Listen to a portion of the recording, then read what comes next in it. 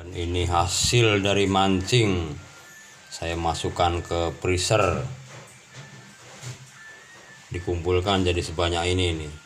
Ini mau saya bersihkan buat lauk digoreng.